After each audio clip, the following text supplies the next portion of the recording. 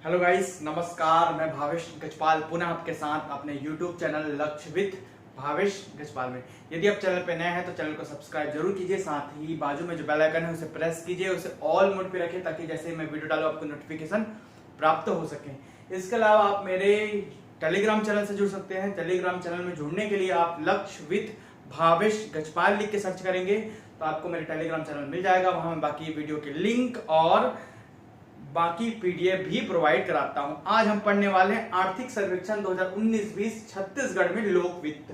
जिस प्रकार आप देख पा रहे हैं हम क्या पढ़ने वाले, लोक वित्त पब्लिक फाइनेंस पढ़ने वाले। बहुत ही पेचीदा टॉपिक है और बहुत ही सुंदर टॉपिक है। जो इसे समझ गया, क्योंकि थ्योरी नहीं पढ़ाते हैं, बुक भी जो छपा है ना आर्थिक सर्वेक्षण का, उसमें थ्योरी नहीं दिया रहता। थ्योरी मतलब बेसिक चीजें नहीं दी रहती, ये क्या होता है, ये क्यों होता है। अगर आपको बेसिक चीजें नहीं पता है तो आप लोक वित्त और बजट का थोड़ा सा अनुमान नहीं लगा सकते, ठीक है। तो लोक वित्त से क्वेश्चन आता ही है। मैं पुराने क्वेश्चन इसलिए नहीं दिखा पाता क्योंकि ये इकोनॉमिक सर्वे में पुराने क्वेश्चन देने से क्या मतलब, उसमें 17, 18, 18, 19 लिखा रहेगा, है ना। उसी के तर्ज पर नए क्वेश्चन कौन से हो सकते हैं उसको मैं अपने, ठीक है, सीजी के टेस्ट में शामिल किया हूं। आगे मैं पंचायती राज का भी टेस्ट लूंगा, ठीक है। टेस्ट पेपर तैयार हो रहा है, जैसे ही होगा वैसे ही आपको अनाउंस करके बता दूंगा, ठीक है। चलिए अब देखते हैं आज हम आर्थिक सर्वेक्षण 2019-20 लोक वित्त पब्लिक फाइनेंस। ध्यान से समझिएगा, पहले थोड़ा सा थ्योरी पढ़ाऊंगा, फिर आगे हम बढ़ेंगे। सिंगल आंकड़ा लिखा हूं, ज्यादा पेचीदा नहीं, एकदम सिंपल शब्दों में लिखा हूं। 19-20 का बस आंकड़ा लिखा हूं, बाकी आंकड़े से कोई मतलब ही नहीं है, आता ही नहीं है, ठीक है। तो आंकड़ा आता ही नहीं है तो क्यों लिखूंगा। जो नहीं आता, इनमें भी जो नहीं आता उसको भी बता दूंगा कि ये नहीं आता, ये नहीं पढ़ोगे तो भी चलेगा, ठीक है। चलिए सबसे पहले बढ़ते हैं हम बजट के लक्ष्य पर, ऑब्जेक्टिव ऑफ बजट या उद्देश्य पर बढ़ते हैं। क्या होता है, ऐसे आर्थिक वातावरण का निर्माण करना जिसमें सामाजिक आर्थिक लक्ष्यों की पूर्ति के लिए संसाधन उपलब्ध हो सके। तो बजट का उद्देश्य वास्तव में अगर पूछेगा क्वेश्चन नंबर 1 तो सामाजिक आर्थिक लक्ष्यों की पूर्ति, यही देता है ऑप्शन पे, सामाजिक आर्थिक लक्ष्यों की पूर्ति, ऐसे वातावरण का निर्माण करना, ठीक है, जिसमें सामाजिक आर्थिक लक्ष्यों की पूर्ति हो सके, है ना। और उस पूर्ति के लिए क्या चाहिए हमको, संसाधन उपलब्ध चाहिए। संसाधन चाहिए ना तभी तो पूर्ति हो सकेगी। इसलिए यही बजट का ऑब्जेक्टिव है, उद्देश्य है, एम है या लक्ष्य है, ऐसा कह सकते हैं। क्वेश्चन नंबर 1 ध्यान से रखेगा। अब देखते हैं बजट के घटक को, फैक्टर्स क्या क्या है, घटक क्या है। देखिए सबसे पहले बजट के 2 तथ्य दिख रहे हैं आपको, राजस्व घाटा जिसे रेवेन्यू अकाउंट बोलेंगे, और राजस्व खाता जिसे रेवेन्यू अकाउंट बोलेंगे, और दूसरा पूंजी खाता, कैपिटल अकाउंट। खाता मतलब अकाउंट, उसमें अकाउंट में क्या रहेगा, एक आय और दूसरा व्यय, मतलब एक कितना पैसा आया और कितना गया, यही तो रहता है ना किसी अकाउंट में, वही चीजें हैं। तो राजस्व खाता रेवेन्यू अकाउंट में राजस्व आय, प्राप्तियां मतलब रिसिप्ट, प्राप्तियां कौन सी प्राप्तियां, राजस्व प्राप्तियां, और व्यय मतलब कौन सी व्यय, राजस्व व्यय मतलब एक्सपेंडिचर रहेगा। जबकि पूंजीगत खाते में, कैपिटल अकाउंट में प्राप्तियां पूंजीगत प्राप्तियां, ठीक है, रिसिप्ट, और पूंजीगत व्यय पूंजीगत एक्सपेंडिचर रहेगा, ठीक है, कैपिटल एक्सपेंडिचर रहेगा। अब ये वास्तव में होते क्या है, यहां पर मैं सब लिख दिया हूं, शॉर्ट टर्म्स में आपको समझाने की कोशिश कर रहा हूं मैं, ध्यान से देखिएगा। आंकड़े अभी नहीं पढ़ाऊंगा, आंकड़े बाद में जब उधर जाएंगे तब हम पढ़ेंगे। देखिए कर राजस्व, जितना भी राजस्व प्राप्ति होता है, जितना भी राजस्व प्राप्ति होता है, इसके 2 पहलू, प्राप्ति और व्यय, इसी के अंतर्गत से निकलेंगे ना, इसके 2 पहलू प्राप्ति और व्यय, है ना। तो इसके प्राप्ति में कर राजस्व, सरकार जितना टैक्स लेती है ना उसका कितना रेवेन्यू आता है, राजस्व आता है, वो यहाँ ऐड होता है, कर राजस्व और गैर कर राजस्व। और ऐसे पैसे जो सरकार को मिलते हैं लेकिन वो टैक्स से नहीं मिलते, तो वो किसमें, गैर कर राजस्व। मोटा मोटी अगर आपको समझना है तो सरल शब्दों में समझाया हूं। अब इसके अंतर्गत क्या होता है, कर राजस्व के अंतर्गत 2 बिंदु आपको दिख रहे हैं। कर राजस्व के अंतर्गत रहेगा राज्य के स्वयं का कर राजस्व, मतलब राज्य को स्वयं से जो टैक्स मिलता है, स्वयं जो जिन चीजों पर, जिन जिन मदों पर, है ना, वो टैक्स लगाती है, उनसे राज्य को टैक्स मिलता है, कर मिलता है, तो ये वहां पर कर राजस्व के अंतर्गत आ जाएगा। इसके अलावा आता है केंद्रीय करों में राज्य का अंश, ऐसे टैक्सेस के पैसे जो केंद्र को जाते हैं परंतु राज्य से जाते हैं, तो राज्य जो केंद्र जो है वो राज्य को हिस्सेदारी देता है, तो वही लिखा है यहाँ पर, केंद्रीय करों में, केंद्रीय टैक्सेस में राज्य का अंश, राज्य को भी हिस्सा जाता है, तो आखिर राज्य को भी क्या मिला, पैसा मिला ना, टैक्स ही मिला ना, कर, ये सभी किसमें आएंगे, कर राजस्व के अंतर्गत आएंगे। एक जो राज्य स्वयं कमाती है और एक केंद्र के थ्रू कमाती है। सिंपल शब्दों में ये दोनों किसके अंतर्गत आएंगे, कर राजस्व के अंतर्गत आते हैं। गैर कर राजस्व, ऐसे पैसे जो कर से नहीं आते, टैक्स से नहीं आते, उसके अंतर्गत भी 2 मद, एक राज्य का गैर कर राजस्व मतलब राज्य जो स्वयं से दूसरे मदों से कमाती है, टैक्स से नहीं अन्य मदों से कमाती है, और दूसरा केंद्र से सहायता प्राप्त अनुदान, केंद्र उसे सहायता करती, पैसे भेजती है कुछ कुछ मदों के लिए, कुछ कुछ हेल्प के लिए। टैक्स का पैसा नहीं, अन्य पैसा, टैक्स का पैसा इसमें आ जाएगा। और टैक्स के अलावा जो अन्य पैसे भेजती है अन्य कामों के लिए केंद्र राज्य को, वो केंद्र से सहायता प्राप्त अनुदान में आ जाता है, grant in aid from centre के लिए आ जाता है। ठीक है, देखिए सबसे ज्यादा परसेंट इसी का दिख रहा है 69.46%। ठीक है, अब देखते हैं ये तो हो गया आपका राजस्व खाता के लिए, रेवेन्यू अकाउंट के लिए। अब देखते हैं इसमें प्राप्तियां पढ़ा दिया, अब व्यय क्या होता है। राजस्व व्यय, राजस्व के अंतर्गत व्यय एक्सपेंडिचर, इसमें बजट के लिए व्यय करता है, पेंशन के लिए व्यय करते हैं, वेतन भत्ते देता है ना। कोई भी व्यय जो होता है केंद्र जो है वेतन भत्ते देते हैं, मजदूरी और अन्य व्यय देते हैं। ठीक है, तो इसी के यही सभी केंद्र भी करता है, यही सभी चीजें राज्य भी करता है। तो राज्य के लिए जो व्यय है वो बजट में खत्म होता है, पेंशन देने में खत्म होता है, वेतन और भत्ते देने में खत्म होता है, मजदूरी में खत्म होता है, और अन्य चीजों में वो व्यय करता है। लाता इन चीजों से है, कर से और गैर कर से। कर से दो प्रकार से लाता है, गैर कर से भी दो प्रकार से लाता है, दो बृहद मदों पर, और इसके छोटे छोटे क्लासिफिकेशन वर्गीकरण हो सकते हैं, लेकिन मैं बड़े तौर पर इन्हीं को पढ़ा रहा हूँ। ठीक है, और इतना ही काफी है आपके लिए बजट समझने के लिए और राजस्व बजट के घटक समझने के लिए। ठीक है, जबकि व्यय से हम इतने मदों से, मोटे मोटे जो इतने मद हैं इनसे हम व्यय करते हैं। जबकि पूंजी खाता के अंतर्गत, कैपिटल अकाउंट के अंतर्गत जो पूंजी प्राप्तियां, पूंजी व्यय है उसके अंतर्गत आता है उधार एवं अग्रिम वसूली प्राप्तियों के अंतर्गत केवल, है ना। व्यय का नहीं लिखा हूं, व्यय का जरूरत नहीं इसलिए नहीं लिखा हूं। तो पूंजी प्राप्तियां उधार एवं अग्रिम वसूली से वसूलती है। पूंजीगत के अंतर्गत सरकार विविध पूंजीगत प्राप्तियां होती है, अलग अन्य प्रकार की कैपिटल्स की प्राप्तियां होती हैं, है ना। इसके अलावा शुद्ध लोक ऋण, लोक मतलब लोगों के लिए, लोगों से जो ऋण है, ठीक है, उसके अंतर्गत शुद्ध लोक ऋण के तहत वो कमाती है। और लोक लेखों से शुद्ध प्राप्तियां, लोक लेखों से शुद्ध प्राप्तियां, ये चारों मदों पर, ठीक है, पूंजी खाता से प्राप्तियां होती, पूंजी खाता में प्राप्तियां होती हैं। व्यय को नहीं लिखा हूं क्योंकि इंपॉर्टेंट नहीं है। अब आगे बढ़ते हैं, अब आते हैं हम बजट पे। बजट 2019-20, तो 19-20 में हमारे पास बजट वास्तव में क्या है, बजट शब्द का उल्लेख वैसा नहीं है, हमारे में क्या लिखा, आय व्यय का ब्यौरा, उसको हम क्या कर देते हैं, बजट कह देते हैं। 112, आर्टिकल नंबर 112, चलिए देखते हैं। इसमें होता है कुल प्राप्तियां और कुल व्यय। ठीक है, तो कुल प्राप्तियां मतलब आय और कुल व्यय। तो कुल प्राप्तियों में क्या होगा, इसका आय, राजस्व आय और पूंजीगत आय। आय मतलब प्राप्ति, पूंजीगत प्राप्ति और राजस्व प्राप्ति, इसका और इसका दोनों को जोड़ दोगे, इसके आय को, ठीक है, और इसके आय को जोड़ दोगे तो कुल आय। राजस्व प्राप्ति, पूंजीगत प्राप्ति, राजस्व की प्राप्तियों को, ठीक है, और पूंजी की प्राप्तियों को जोड़ दोगे तो आपका कुल प्राप्ति निकलेगा, मतलब कुल आय निकलेगा। राजस्व के व्यय को और पूंजीगत के व्यय को आप जोड़ दोगे तो आपका कुल व्यय निकलेगा। यही आय और व्यय का ब्यौरा ही तो क्या है, बजट कहलाता है। ये आंकड़ों पर अभी मत जाइए, आंकड़े बाद में पढ़ाऊंगा। ठीक है, चलिए आप समझ आ गया होगा बजट क्या है। राजस्व प्राप्तियां करोड़ में, अब हम आंकड़ों पर जाते हैं। अब हम देखते हैं राजस्व प्राप्तियां जो होती हैं वो करोड़ रुपए में कैसे है, करोड़ रुपए में कैसे प्राप्त होती है। 2019-20 का आंकड़ा देखना है, केवल आय व्यय अनुमान, अ से आय व्यय होता है, ठीक है, अ से अनुमान है, आय व्यय का अनुमान जो कि अग्रिम अनुमान कहलाता है 2019-20 के लिए, वही पढ़ना है हमको। ठीक है, कर राजस्व से कितना मिलता है ना, गैर कर राजस्व से कितना मिलता है, और कुल राजस्व प्राप्तियां कितनी होती हैं। कर से कितना मिलता है, गैर कर से कितना मिलता है, और राजस्व में जो प्राप्तियां ये इससे मिलेगा, इससे मिलेगा, दोनों को जोड़ देंगे तो हमको पता चल जाएगा प्राप्तियां कैसी, राजस्व की प्राप्तियां, वही लिखा है यहाँ पर। इससे मिला कर राजस्व, इसके दो मादों से जोड़ देंगे, गैर कर राजस्व इससे मिलेगा, और ये दोनों को जब जोड़ेंगे तो ये मिलेगा प्राप्तियां, तो ये यहाँ लिखा है कुल राजस्व प्राप्तियां, ये वाला राजस्व प्राप्तियां कुल। ठीक है, तो कर राजस्व से हमको दोनों से मिलता है 50,847 करोड़ रुपए, गैर कर राजस्व से हमको मिलता है 28,899 करोड़ रुपए। कुल राजस्व प्राप्तियां, इसको याद रखना, ये नहीं याद रखोगे तो भी चलेगा, इसको याद रखना है। कुल राजस्व प्राप्तियां कितनी हैं, तो ये पूरी राजस्व से प्राप्तियां, ये दोनों को मिलाकर कितनी है, दोनों को जोड़ोगे तो आएगा 79,746, 79,746 करोड़ रुपए हमारी कुल राजस्व प्राप्तियां हैं। राजस्व से हम कमाते हैं, राजस्व से हम प्राप्तियां करते हैं, कर से भी और गैर कर से भी। ठीक है, गैर कर के अंतर्गत दो मद और कर के अंतर्गत भी दो मद। ठीक है, अब आते हैं पिछले वर्ष की तुलना में, ये क्वेश्चन बनता है, पिछले वर्ष की तुलना में 2019-20 में कुल राजस्व प्राप्तियां, ये वाला कुल राजस्व प्राप्तियों में कितना वृद्धि हुआ, कितने प्रतिशत का वृद्धि अनुमानित है। तो पिछले वर्ष की तुलना में इस वर्ष 2019-20 में कुल राजस्व प्राप्तियों, मतलब इसमें, इस वाले में, इस पूरे में, परसेंटेज में, तो इस पूरे में मतलब कुल राजस्व प्राप्तियों में 7.22% प्रतिशत वृद्धि अनुमानित है। ठीक है, ये याद रखेंगे। अब बोल रहे हैं 2019-20 में कुल कर राजस्व, मतलब ये वाले में, इसमें कितना अनुमानित है।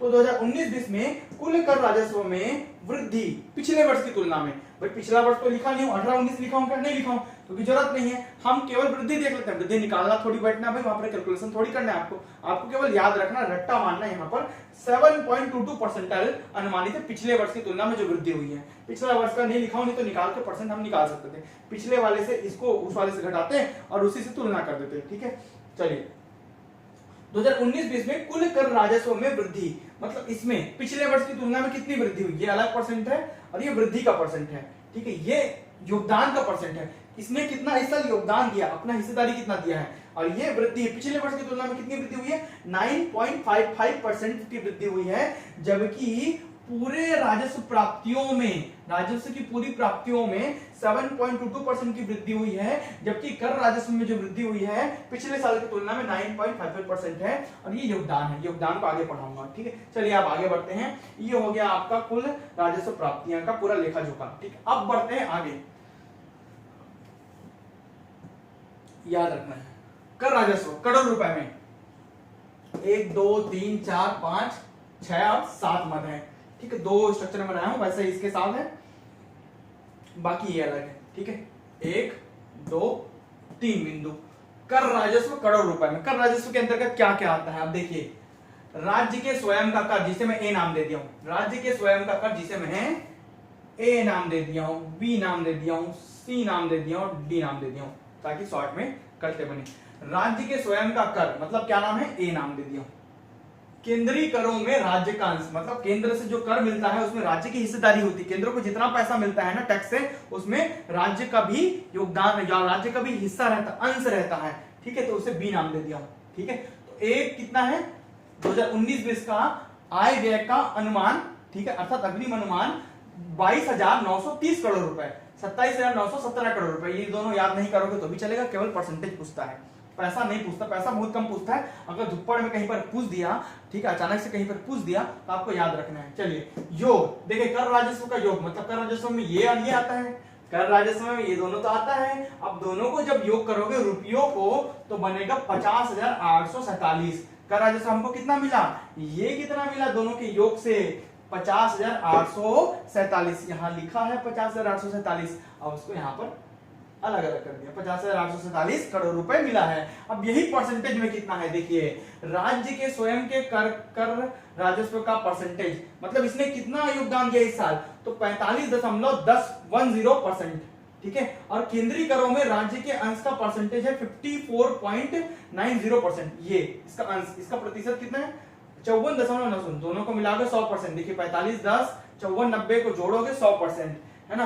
अब वैसे ही राज्य का गैर कर राजस्व 30.54% का योगदान दिया 19-20 में, योगदान हिस्सेदारी, उसने किसका हिस्सा दिया है। ठीक है, केंद्र से सहायता अनुदान, सहायता प्राप्त जो अनुदान है उसमें 69.46% का योगदान दिया है इन्होंने। तो दोनों को जब जोड़ोगे तो 100% होता है, इन दोनों को जोड़ोगे 100%, और ये 100% कर राजस्व और ये 100% गैर कर राजस्व कहलाता है।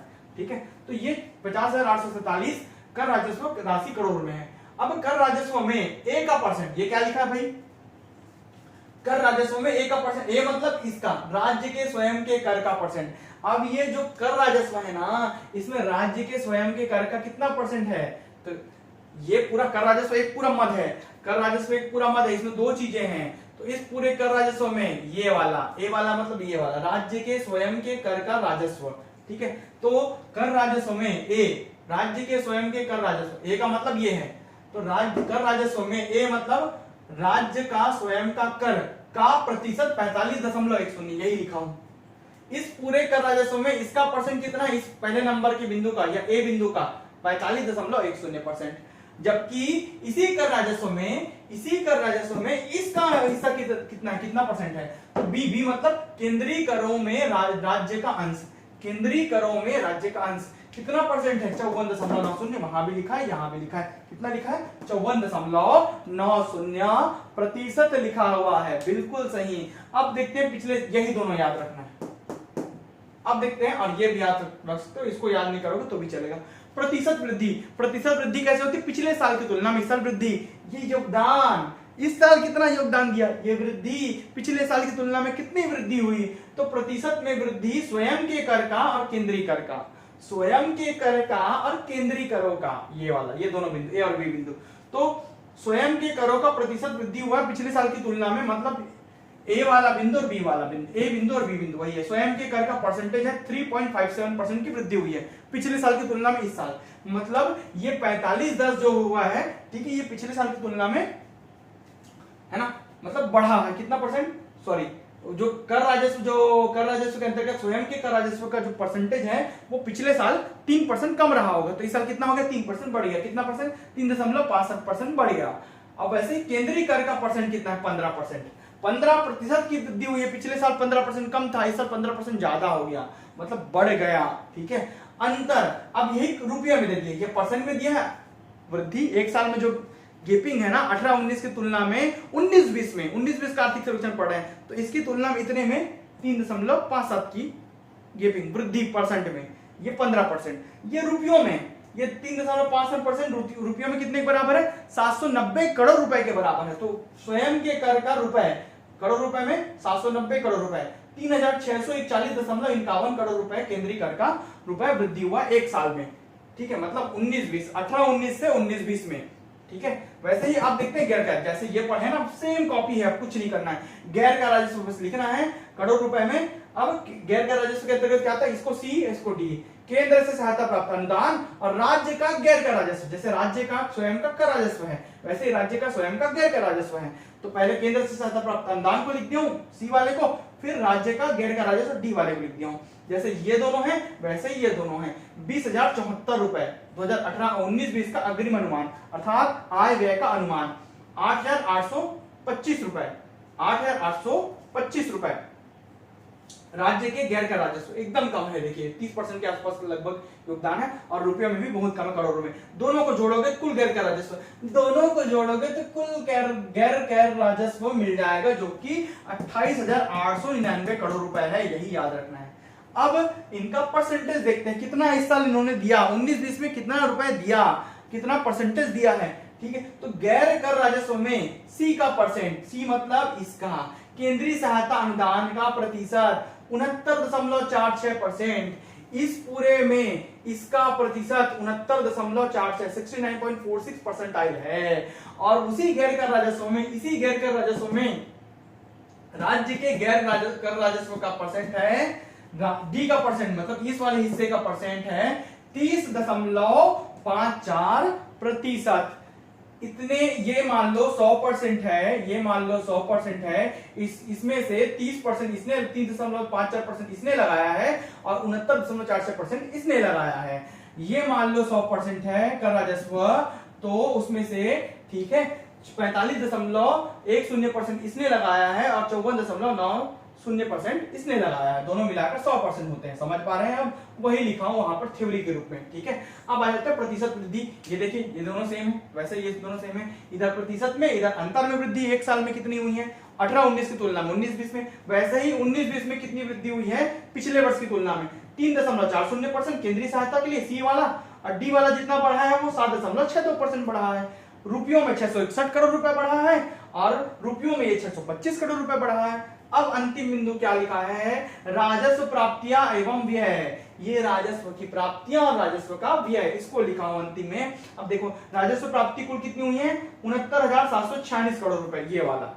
ठीक है, ये पूरा बोल सकते हो 79,746 करोड़ रुपए, 79746 है ना, 69 बोल रहा था, 79 है वास्तव में वो, 79,746 करोड़ रुपए राजस्व प्राप्ति। राजस्व व्यय ये वाला, राजस्व का व्यय ये वाला 78,594 करोड़ रुपए, इतना आया पैसा इतना, सरकार ने खर्च किया पैसा, पैसा ज्यादा है, खर्च कम किया, तो बचा लेंगे पैसा वो लोग, बिल्कुल बचाएंगे। इसलिए उसको बोलते हैं अधिक्य, राजस्व अधिक्य या राजस्व घाटा। दो चीज हो सकता है, घाटा कब होता है, जब आपके पास पैसा कम हो और आपने ज्यादा खर्च कर दिया हो, प्राप्ति कम हो और व्यय ज्यादा कर दिया हो, तब आपको घाटा निकलेगा।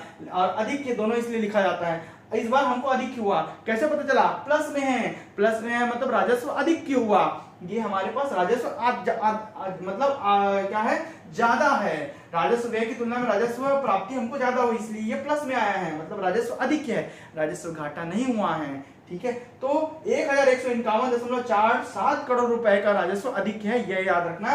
राजस्व अधिक कैसे निकालते हैं, राजस्व आय में से मतलब प्राप्ति में से राजस्व व्यय को, मतलब राजस्व व्यय को इसमें से इसमें घटा दोगे तो अंतर निकलेगा 1151.47 करोड़ रुपए। ठीक है, अब राजस्व प्राप्तियों में व्यय का परसेंट, ठीक है, जितना भी राजस्व प्राप्ति हुआ, ये वाला राजस्व प्राप्ति हुआ, ये वाला राजस्व प्राप्ति हुआ, उसमें कितना व्यय हुआ है, मतलब इसकी तुलना में, ठीक है, 79,746 और 78,594 हम इतना खर्च किए, इतना क्या किए, हम प्राप्त किए, तो उनमें परसेंटेज कितना होगा, राजस्व प्राप्तियों में व्यय कितना किए हैं, वास्तव में व्यय इतना किए हैं, तो परसेंट निकालेंगे ना भाई।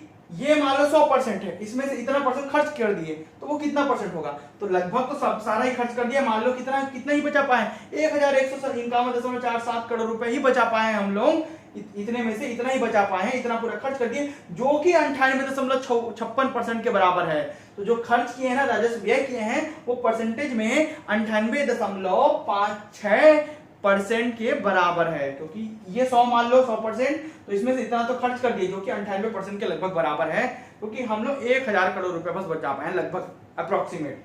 ठीक है, अब आगे बढ़ते हैं, राजकोषीय घाटा, अंतिम बिंदु, राजकोषीय घाटा। राजकोषीय घाटा के बहुत सारे क्वेश्चन आते हैं, इकोनॉमिक में भी आते हैं। राजकोषीय घाटा कैसे निकालते हैं, कुल व्यय माइनस कुल आय, कुल आय में बिना ऋण के, ऋण को छोड़ देते हैं, तो कुल व्यय है हमारे पास 90,909.60 करोड़ रुपए।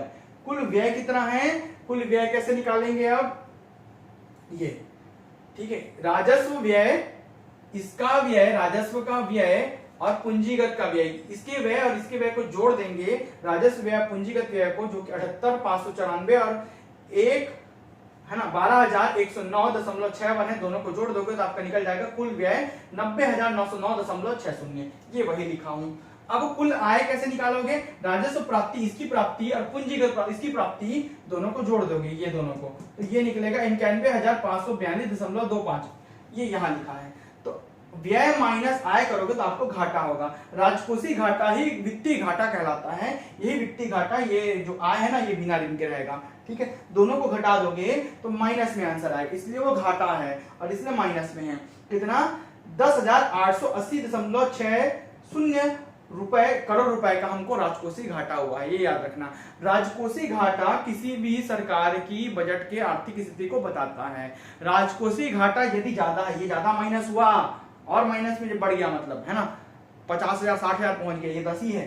ठीक है, तो वो उससे वो दिखाता है कि मुद्रास्फीति को शो करता है, किसको शो करता है, मुद्रास्फीति को शो करता है। अगर राजकोषीय घाटा ज्यादा है तो मुद्रास्फीति वो शो करेगा, मुद्रास्फीति हो रही है, ठीक है, वहां पर। तो राजकोषीय घाटा के बहुत सारे परिणाम निकल सकते हैं। इस प्रकार ये पूरा आपका लोक वित्त, पब्लिक फाइनेंस मैक्सिमम क्वेश्चन के साथ, इसमें से सारे क्वेश्चन आएंगे, इसके बाहर के क्वेश्चन नहीं आएंगे, ये मेरी गारंटी है। ठीक है, इसमें से ये पूरा आपके आर्थिक सर्वेक्षण, जो 400 पेज का आर्थिक सर्वेक्षण है, उसका सार संग्रह है। बेसिकली ये लोक वित्त का सार संग्रह है, जिसमें से मैंने चुनिंदा आंकड़े निकाल रखे हैं। पुराना पेपर उठा के देख लीजिए, उसी क्वेश्चन को उसी टाइप से पूछेगा। फॉर एग्जाम्पल, अगर मैं पूछ दूं कि भाई, अगर मैं पूछ दिया कि गैर कर राजस्व में केंद्र से सहायता प्राप्त अनुदान का परसेंटेज कितना है, तो आप क्या लिखोगे, 69.46%।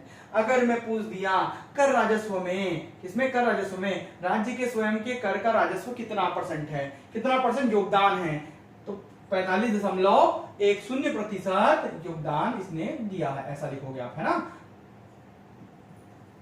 ठीक है, तो इस प्रकार ये पूरा आर्थिक सर्वेक्षण आपका यहाँ पर खत्म होता है। आर्थिक सर्वेक्षण के बहुत सारे वीडियो मैंने डाल रखे हैं, जल संसाधन भी बचा उसको भी बनाऊंगा, और कुछ दिन में पंचायती राज के टेस्ट भी होंगे। वीडियो में अंत तक बने रहने के लिए धन्यवाद। इसके अलावा मेरी पेड क्लासेस भी चल रही हैं। पेड क्लासेस में मैंने मैथ रीजनिंग की क्लास पूरे कंप्लीट करा दी है, कोर्स हिंदी छत्तीसगढ़ी पूरा मैंने कंप्लीट करा दिया है, केमिस्ट्री चालू हो गया है, फिजिक्स और बायोलॉजी भी चालू हो गया है। पेड क्लास ज्वाइन करने के लिए नंबर दिया है मैंने 7470999978, जिसमें आप केवल व्हाट्सएप कर सकते हैं, मुझे व्हाट्सएप करके बाकी की जानकारी ले सकते हैं। और छत्तीसगढ़ की जो क्लासेस हैं वो ऐसे ही चलती रहेंगी।